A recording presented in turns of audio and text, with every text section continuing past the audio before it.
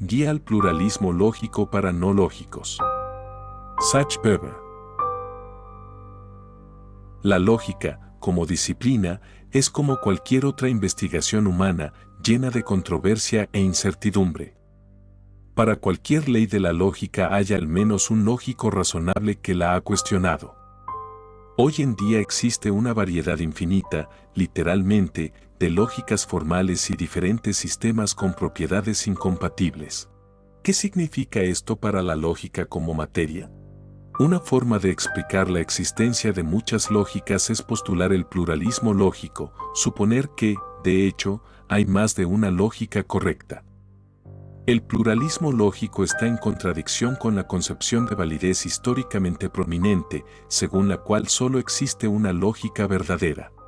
No existe un núcleo de principios lógicos universalmente aceptados, sin embargo, la lógica parece haber alcanzado la madurez como ciencia. Escribe Timothy Williamson. En esta guía selectiva, diseñada para no lógicos, analizamos algunos ejemplos de cómo diferentes lógicas entran en aparente conflicto entre sí.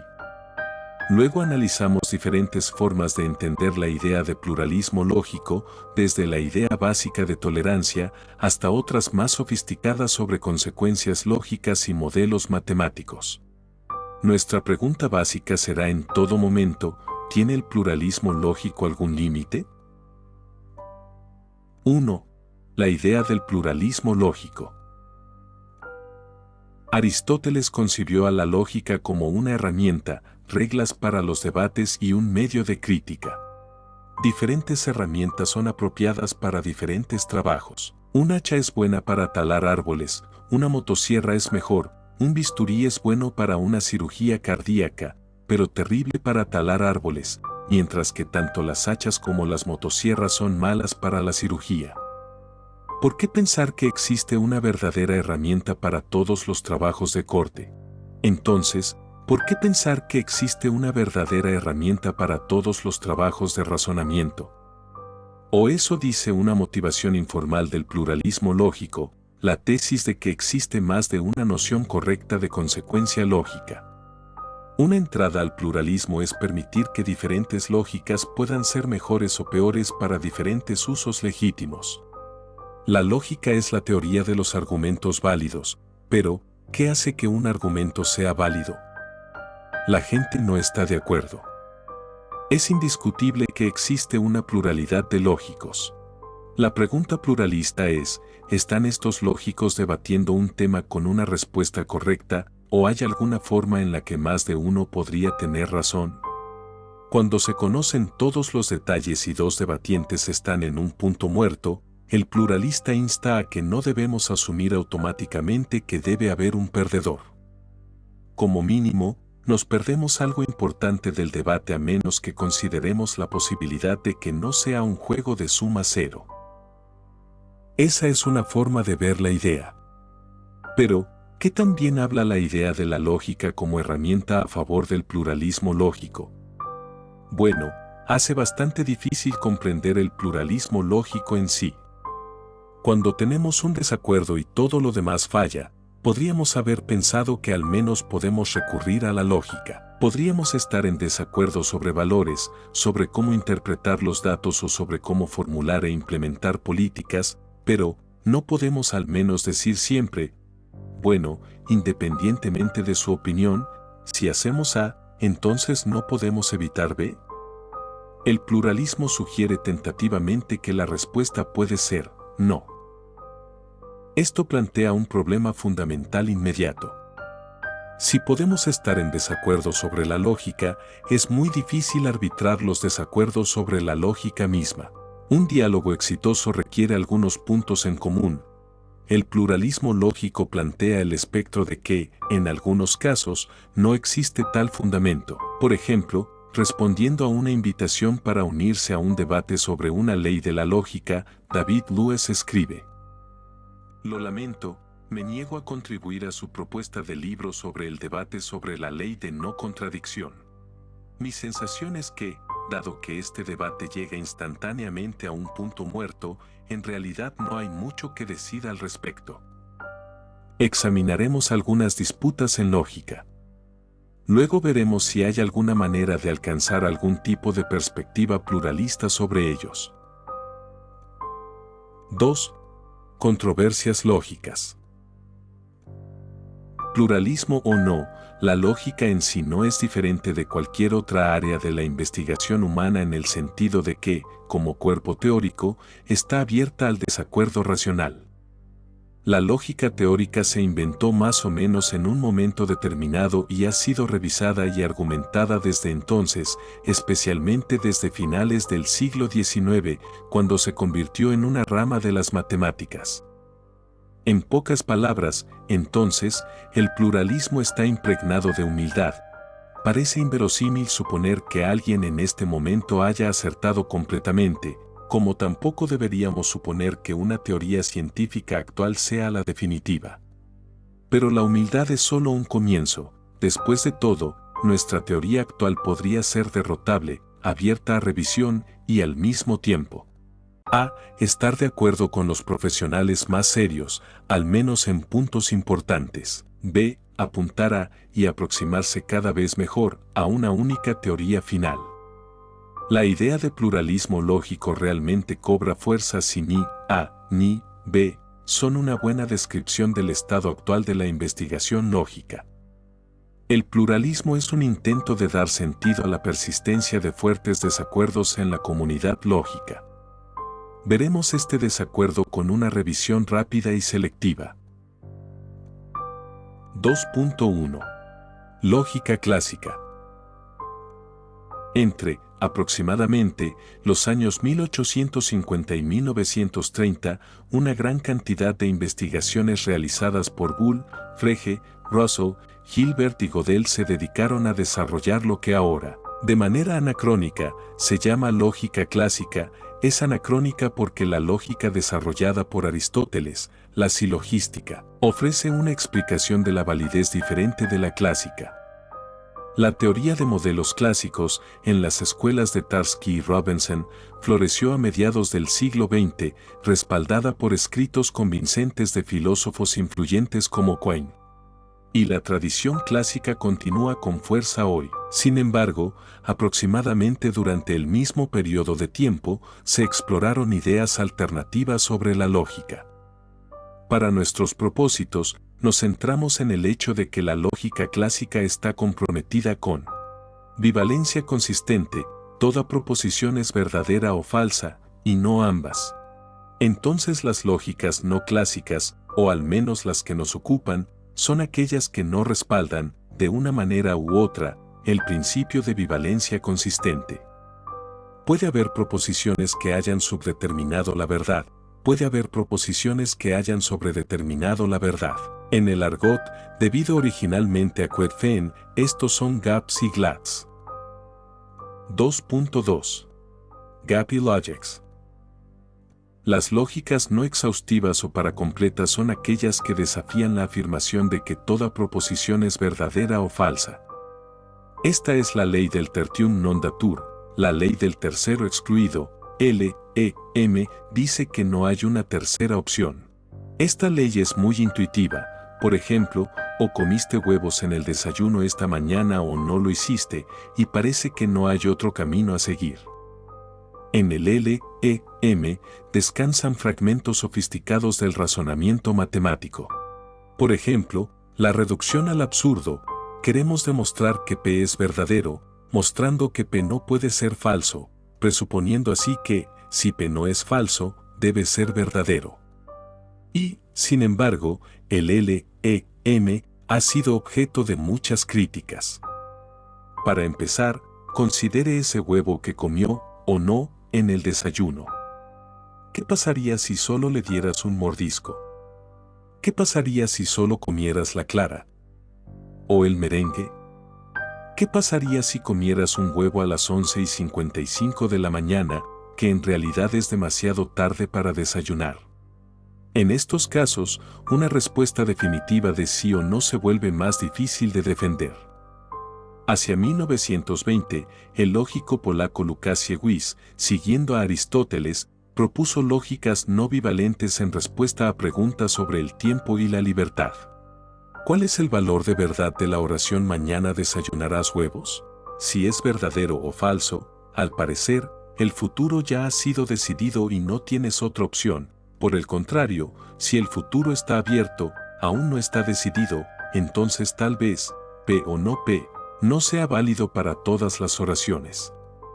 De manera similar, en la década de 1920, el matemático holandés Brouwer argumentó que las cuestiones matemáticas que aún no se han decidido no deberían considerarse como si tuvieran un valor de verdad definitivo.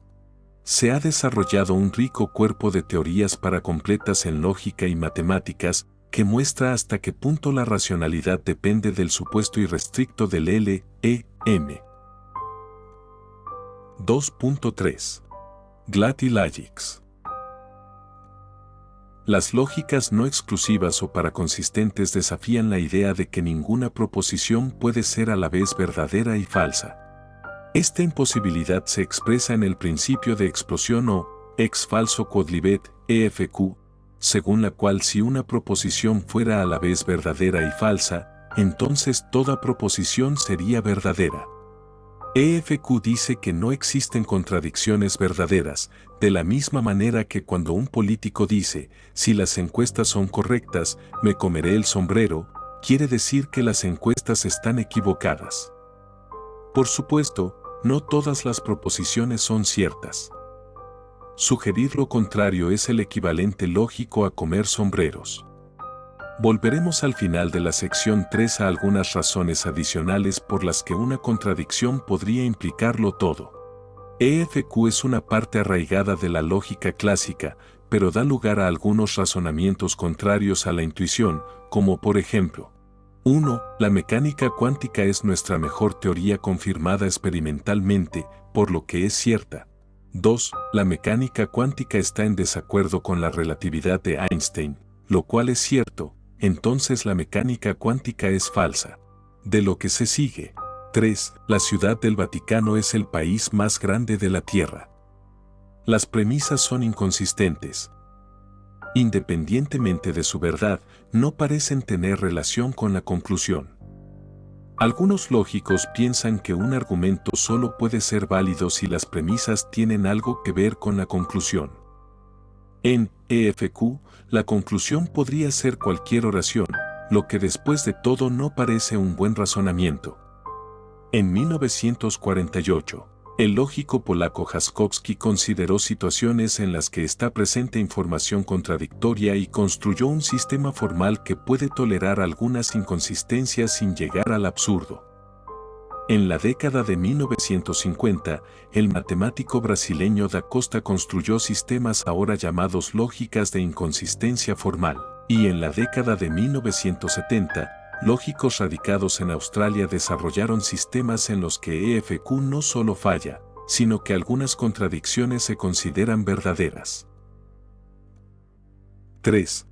La lógica y los lógicos. Acabamos de ver ejemplos de lógicas en las que algunos supuestos fundamentales, en términos generales, de completud y corrección, se relajan. Hay más suposiciones que pueden cuestionarse. Para nosotros, la cuestión es si la lógica puede ser cuestionada, y lo ha sido. Entonces, ¿a qué se deben realmente estas disputas? El mero hecho de que haya personas que investiguen e incluso crean en alguna teoría no implica, por sí mismo, ningún tipo de pluralismo serio. El mero hecho de que haya al menos una persona que discuta un punto, P, no hace que P sea polémico. El hecho de que, durante un tiempo, algunos astrónomos hayan estudiado el planeta Vulcano, no significa que Vulcano exista.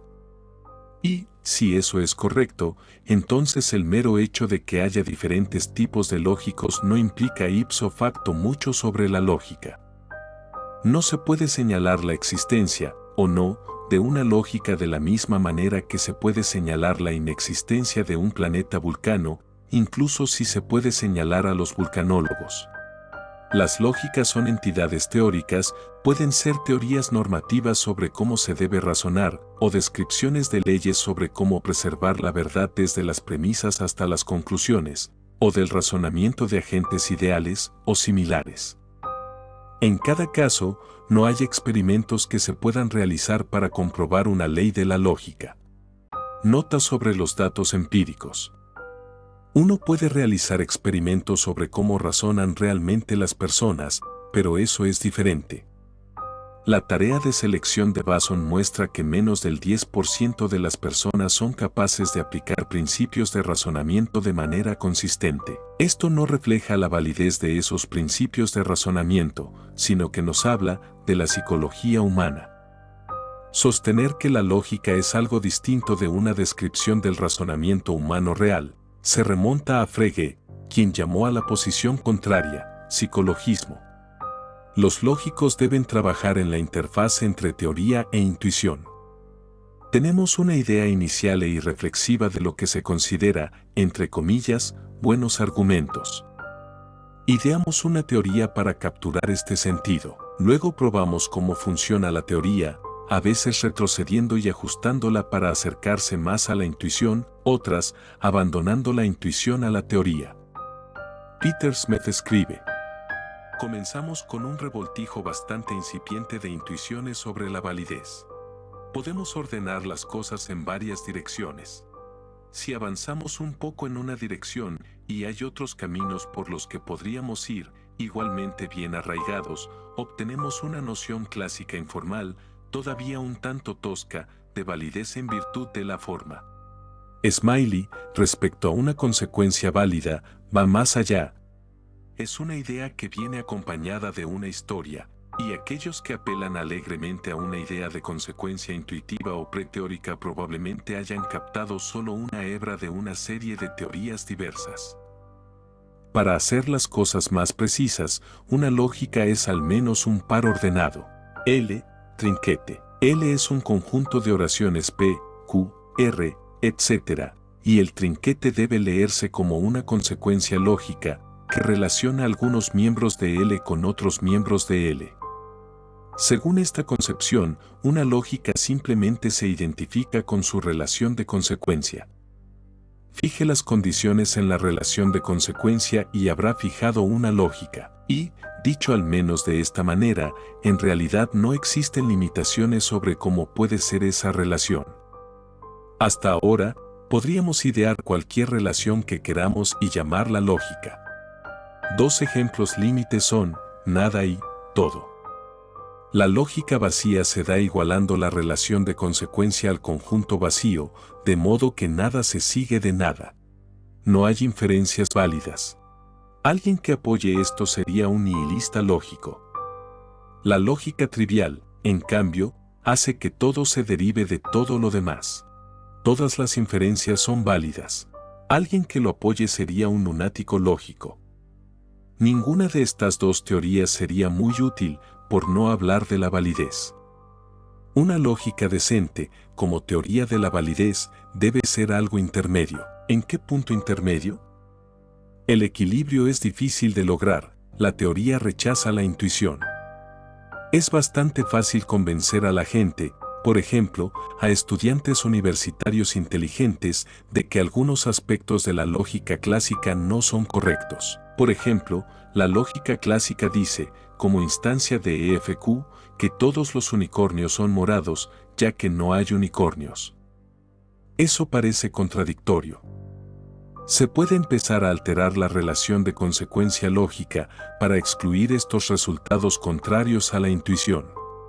Pero los lógicamente rebeldes deben andar con cuidado. No se puede simplemente manipular un montón de intuiciones y esperar que el resultado cuente como lógico. Rechazar principios tiene importantes efectos posteriores. ¿No es el siguiente un ejemplo de buena lógica?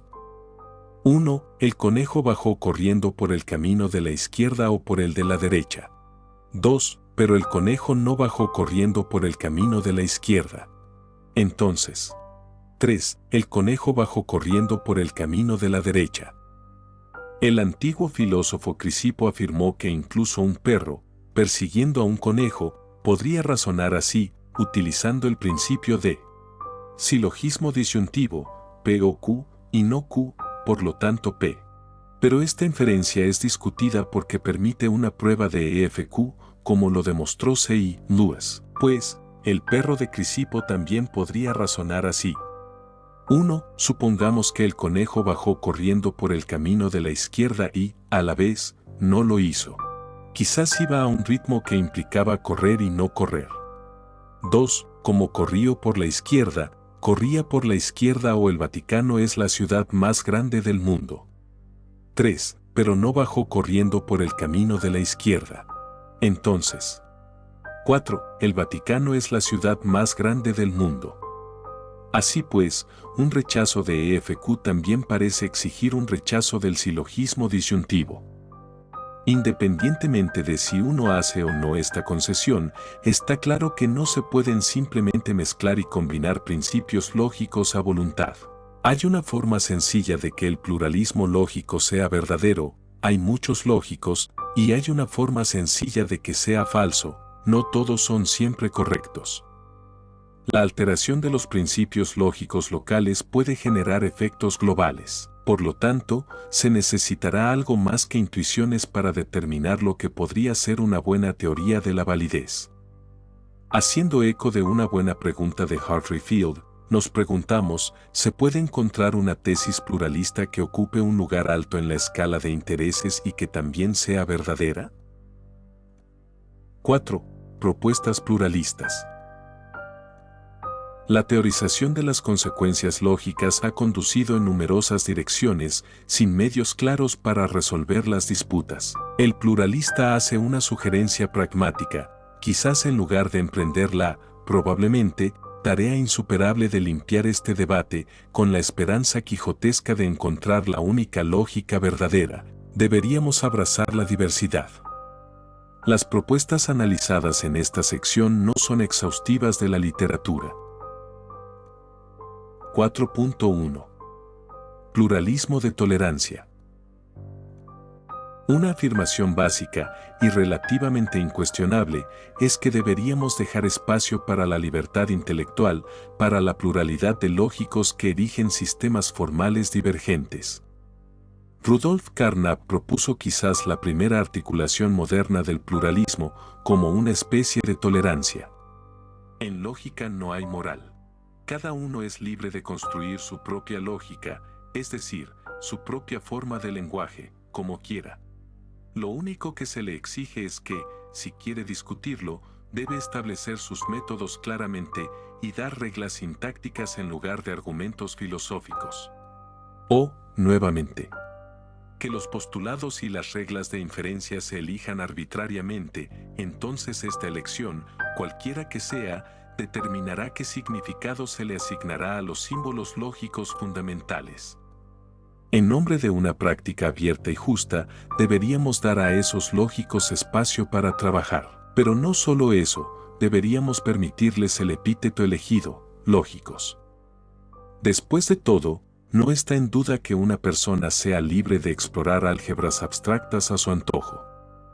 El momento interesante es cuando esa persona insiste en que su álgebra en realidad merece el nombre de lógica. El pluralista de la tolerancia podría sentir que sería vergonzosamente arrogante poner objeciones a la palabra, al menos no sin una buena razón. Después de todo, la alternativa es sugerir que alguien que, por ejemplo, toma P o no P como inválido, ha cometido algo así como un error tipográfico al usar el símbolo de la negación, para sugerir que el lógico desviado, es decir, no clásico, sin saberlo, simplemente desconoce de qué está hablando. Esta es la línea dogmática transmitida por Quine. Ninguna de las partes sabe de qué está hablando. Creen que están hablando de negación, pero cegaramente la notación dejó de ser reconocible como negación cuando empezaron a considerar ciertas conjunciones de la forma P y no P como verdaderas, y dejaron de considerar que tales oraciones implicaban todas las demás. Aquí, evidentemente, está el dilema del lógico desviado. Cuando intenta negar la doctrina solo cambia de tema. El pluralista de la tolerancia retrocede ante este tipo de insultos conservadores. Como dijo una vez David Lewis, suponer que un no clasicista confunde una mera diferencia terminológica con un profundo desacuerdo filosófico es acusarlo de una estupidez mucho más allá de lo creíble. Sin embargo, tal vez podamos limitar un poco el significado de lógica centrándonos en algún vocabulario lógico, palabras como y, no e implica, sobre las cuales podría haber algún acuerdo teórico amplio. El desacuerdo sobre la bivalencia, por ejemplo, se basa en diferencias de puntos de vista sobre la negación.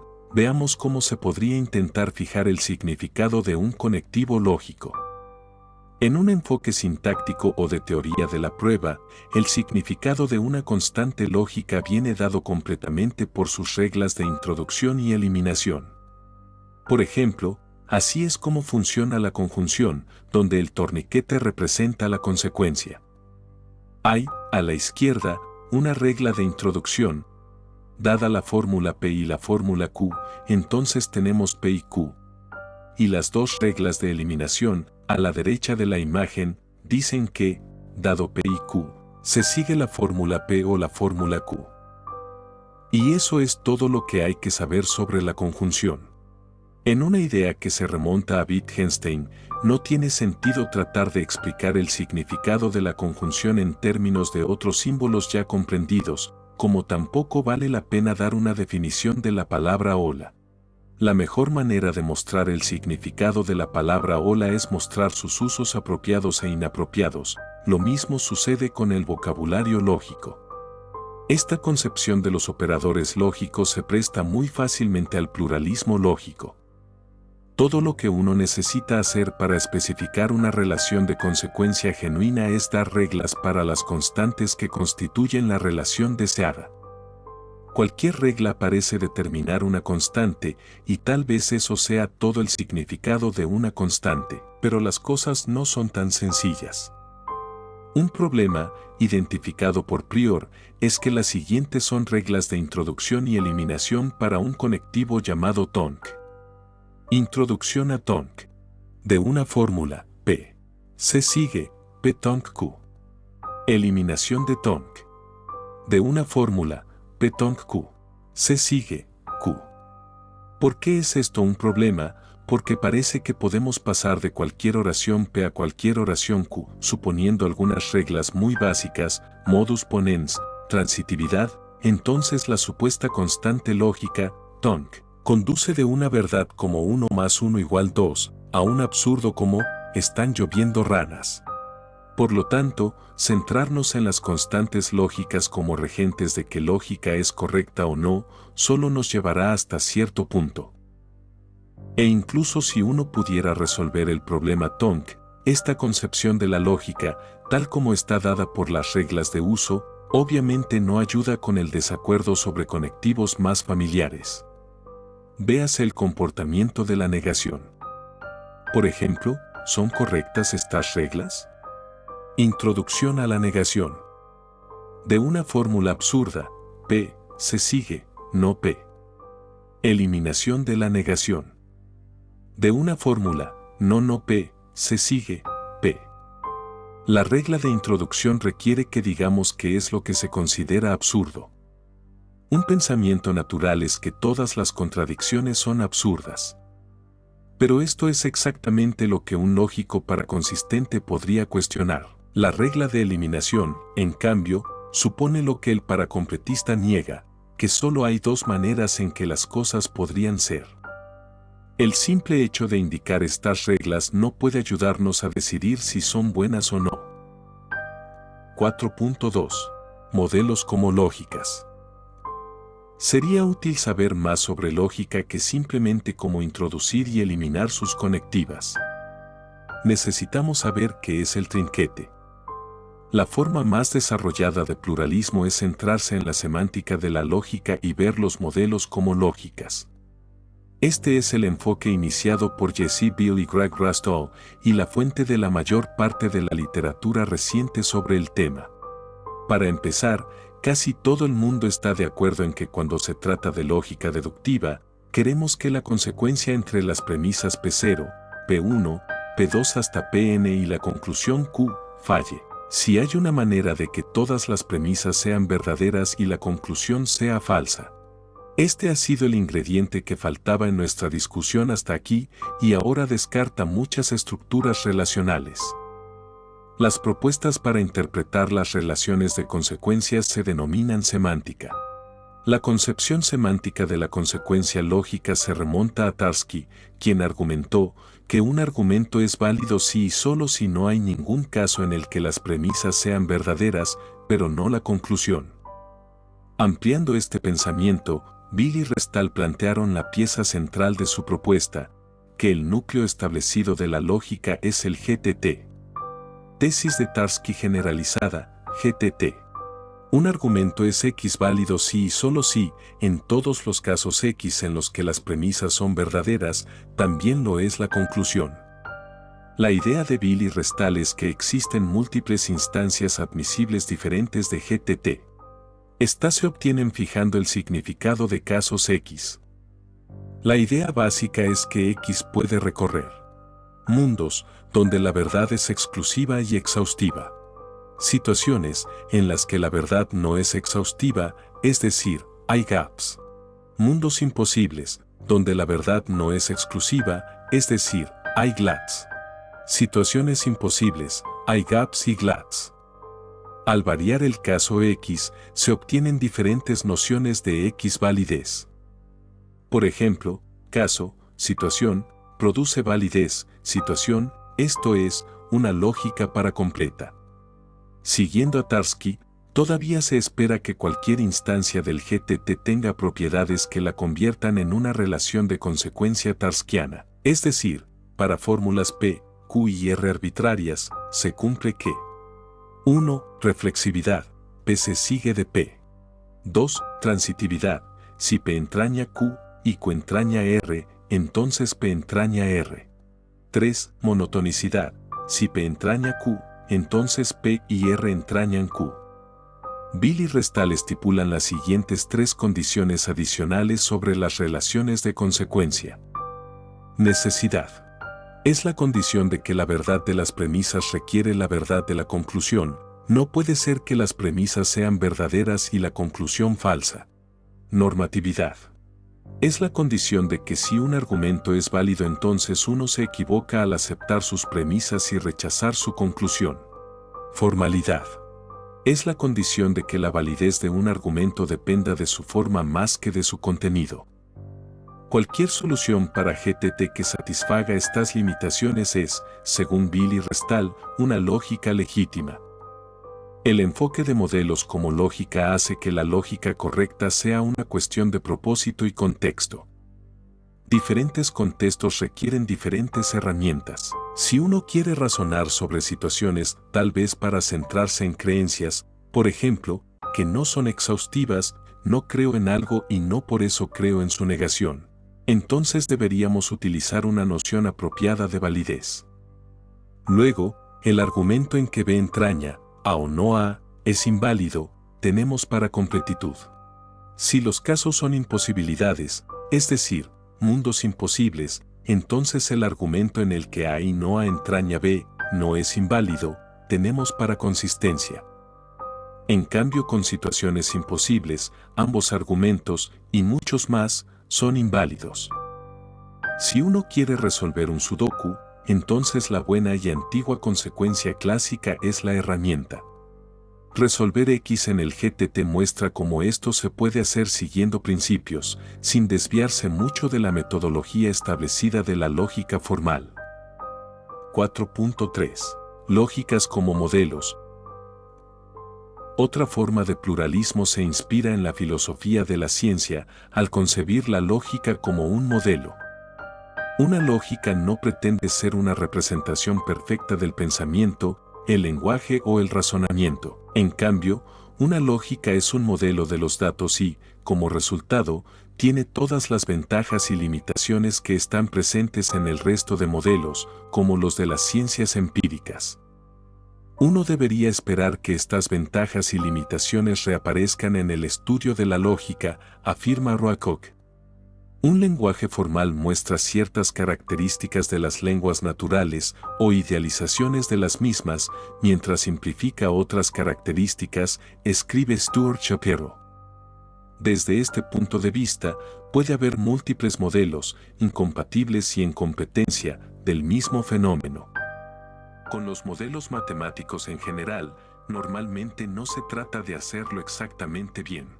Para un propósito determinado, puede haber malos modelos, modelos que son claramente incorrectos, y puede haber buenos modelos, pero es poco probable que se pueda hablar del único modelo correcto. Casi siempre existe una brecha entre un modelo y aquello de lo que es modelo. En determinadas etapas del desarrollo científico, puede no ser apropiado decir que una teoría está claramente más cerca de la verdad que otra. Esta visión parece dejar abierto si existe o no una única teoría final en la que el monismo lógico vuelve a entrar en acción, o si diferentes cadenas de teorías pueden terminar en teorías finales igualmente aceptables. 5. ¿Los límites del pluralismo?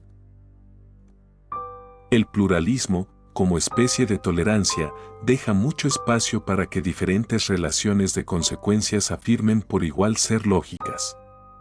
¿Pero hay algún límite? Pensemos en el pluralismo de la lógica como una afirmación de que cada situación local tiene su propio tipo de lógica, en lugar de que exista una lógica global. Nos dice Rotley. Pronto se topa con dificultades, como sugiere la imagen geográfica, en los límites, en cuanto a cómo las lógicas locales inciden entre sí y cómo se combinan. Por ejemplo, ¿qué ocurre en una zona limítrofe entre las localidades? ¿Y en situaciones nuevas, no clasificadas? ¿Y si no se puede garantizar la ubicación, por ejemplo, porque la consistencia no es demostrable? Las versiones del pluralismo de modelos como lógica y de lógica como modelo suponen que hay algún núcleo asentado en la lógica, con bordes altamente mutables, pero asentado de todos modos. De manera más explícita, las características de las consecuencias tarskianas, como la transitividad, se consideran inalienables. La pregunta ahora es, ¿pueden realmente reivindicarse tales características inalienables de alguna manera basada en principios? ¿O la conclusión lógica del pluralismo es que todo vale? De hecho, se han puesto en duda características del, entre comillas, núcleo establecido de la lógica. Strawson pone en duda la reflexividad. En cuanto a la transitividad, Smiley y, más recientemente, Ripley han propuesto sistemas sin ella, quienes sostienen enérgicamente que la regla no es válida en plena generalidad. De hecho, Ripley sostiene que, utilizando una lógica no transitiva, todo vale. La regla aparentemente excrescente de Tonk, por ejemplo, solo es un problema si asumimos que la consecuencia es transitiva.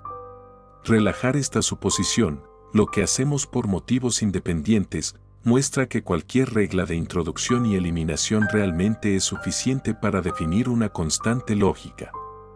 El pluralismo es una afirmación sobre la lógica, no sobre los lógicos, pero los pluralistas, sin embargo, están impresionados por la existencia de lógicos, aparentemente cuerdos, que pretenden estudiar cosas diferentes a las que llaman lógica. Cualquiera que esté tan impresionado tendrá dificultades para excluir a los lógicos hiperdesviados. Ante este desafío, Bill y Restal descubren que sus argumentos se agotan. ¿Qué podemos decir? Mantenemos la línea. Los tipos dados de sistemas no transitivos o irreflexivos de consecuencias lógicas son lógicos por cortesía y parecido familiar, donde la cortesía se otorga por analogía con la lógica propiamente dicha.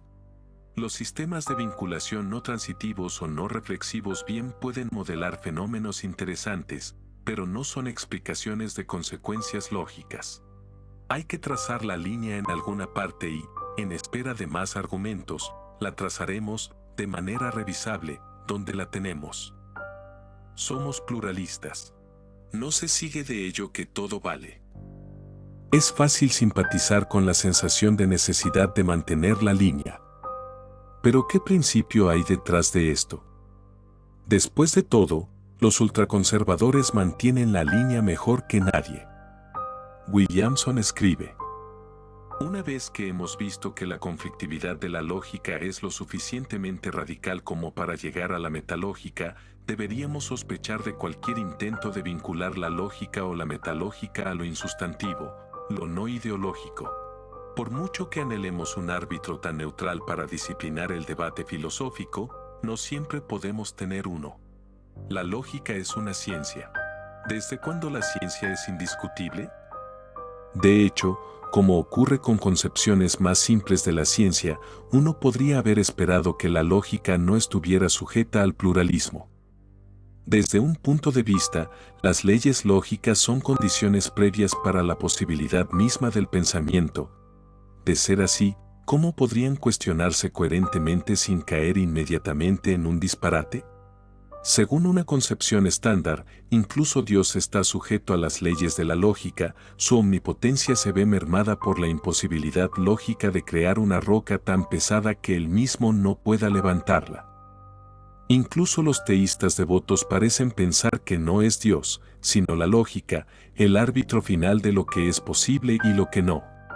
Y, sin embargo, el humilde pluralismo sugiere que cuando se trata de rocas increíblemente pesadas, tal vez Dios no debería considerarse limitado a la lógica clásica. ¿Dónde nos deja esto? Como señala Williamson, la cuestión llega a la metalógica, la lógica para hablar de la lógica. He aquí un claro ejemplo. El monista lógico afirma que existe una lógica verdadera y, según la célebre teoría de Bertrand Russell de 1905, deberíamos entender esta afirmación, una descripción definida, la única lógica verdadera, de la siguiente manera. Hay una lógica y es única. Bueno, esto en sí mismo es una afirmación que puede analizarse utilizando las herramientas de la lógica formal. El propio Russell sugirió: para algún x, L de x y para toda y, L de y implica x igual y. Donde L es el predicado ser una lógica, es decir, para alguna x, x es una lógica y para toda y, sí y es una lógica y es x. Pero una implicación, P implica Q, está definida, por Russell, como no P o Q, entonces la descripción se lee: para algún x, L de x y para todo y, o no L de y o x igual y. Supongamos que el monismo lógico es correcto en el sentido que acabamos de formalizar. ¿Qué implica? Supongamos que tenemos dos lógicas putativas, A y B, entonces L de A, para todo y tal que, no L de I o A igual y. L de B, para todo y tal que, no L de I o B igual y. De esto se sigue que o L de A y no L de A, o L de B y no L de B, o A igual a B. Hay tres posibilidades, dos de ellas contradictorias. Para concluir que A igual a B, que después de todo solo hay una lógica, se requiere un silogismo disyuntivo. De acuerdo con una lógica paraconsistente tolerante al exceso, el hecho de que en realidad solo existe una lógica se seguirá solo si es imposible que algo sea al mismo tiempo una lógica y no lo sea. Para determinar una lógica única, no puede ser posible que algo sea y al mismo tiempo no sea lógica. Pero es claramente una cuestión difícil determinar dónde se encuentra el punto límite para ser una lógica. Quizás algunos sistemas son y no son lógicos porque tienen demasiado parecido familiar para excluirlos, pero ¿tienen demasiadas patologías para permitirlos? Con el pluralismo en el metanivel, si bien podemos hablar de una única lógica verdadera, al menos en el sentido que sugirió Russell, si lo hacemos desde un punto de vista paraconsistente, el monismo lógico es compatible con la existencia de múltiples lógicas únicas y verdaderas. El pluralista puede ser pluralista respecto de los pluralismos. Los límites lógicos de la tolerancia, en los límites de la lógica misma, apenas están comenzando a explorarse. Incluso los teólogos dicen que Dios inclina la cabeza ante la lógica, los lógicos son otra cuestión.